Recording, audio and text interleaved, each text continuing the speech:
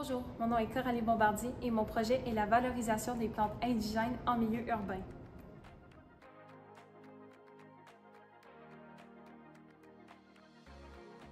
En fait, c'est l'Université de Sherbrooke qui faisait un projet presse sur la biodiversité et en faisant des friches de plantes indigènes sur leur campus et je voulais avoir ma propre friche au collégial du séminaire de Sherbrooke.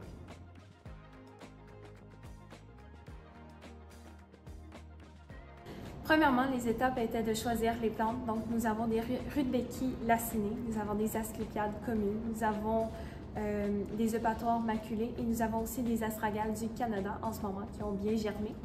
Par la suite, ça a été de préparer les graines à la germination. Dans le fond, les graines ont été mises dans un réfrigérateur pour faire leur phase de stratification, qui est une phase, période de gel que les plantes indigènes du Québec ont beaucoup.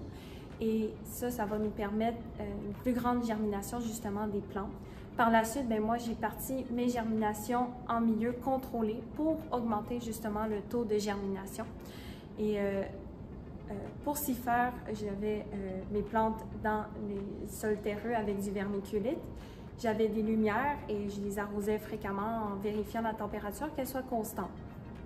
Quand les plantes ont enfin germé, j'ai dénombré le nombre de plantes que j'avais pour évaluer mon taux de germination. Ensuite, il fallait continuer à s'en occuper jusqu'à temps de les transplanter pour qu'ils puissent continuer à grandir et éventuellement les mettre sur la terre du collégial.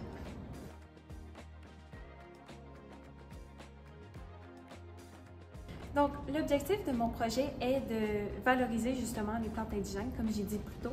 Dans le fond, en milieu urbain, on ne voit plus beaucoup de plantes indigènes, on voit principalement des plantes vivaces ou exotiques qui ont été mises dans les plates-bandes.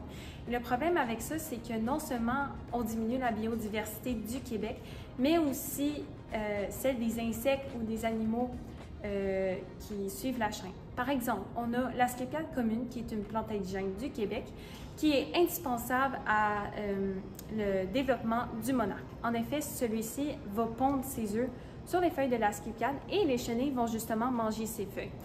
Ce que vous savez peut-être pas, c'est que l'asclépiade commune, elle a un poison et donc les chenilles, en mangeant les feuilles, développent une concentration de ce poison dans leur corps, ce qui leur permet de se défendre contre les oiseaux qui veulent les manger. Donc, vous voyez un peu où est-ce que je veux venir. S'il y a moins d'asclépiades, il y aura moins de monarques et donc on perd une certaine portion de la biodiversité du Québec. Donc, ici au collégial, pour préserver justement la biodiversité, l'établissement m'a permis d'aller planter justement des plantes indigènes. Donc, nous avons fait une belle plate-bande de plantes que j'ai énumérées plus tôt pour pouvoir donner un petit coup de pouce à la biodiversité.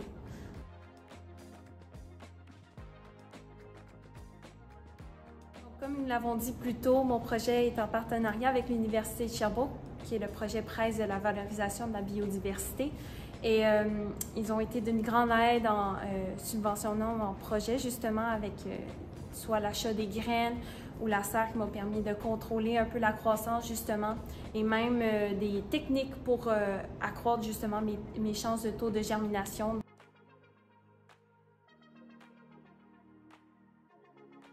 Quand j'étais jeune, je grandissais, je participais aux marches d'environnement, mais j'avais toujours l'impression de ne pas pouvoir participer réellement.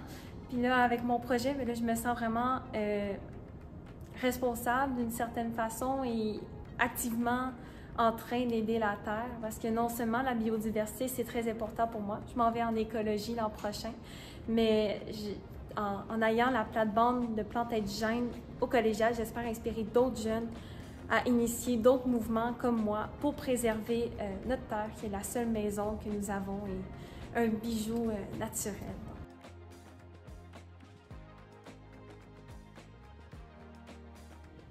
Quand j'ai appris que j'ai reçu le prix, je me suis sentie très choyée. C'est quelque chose, je trouve que c'est important justement que des projets comme ça pour l'environnement soient reconnus parce que c'est très important pour moi, mais aussi toutes les générations futures qui suivent. Donc c'est un très grand honneur d'avoir été nominée pour le prix Aura.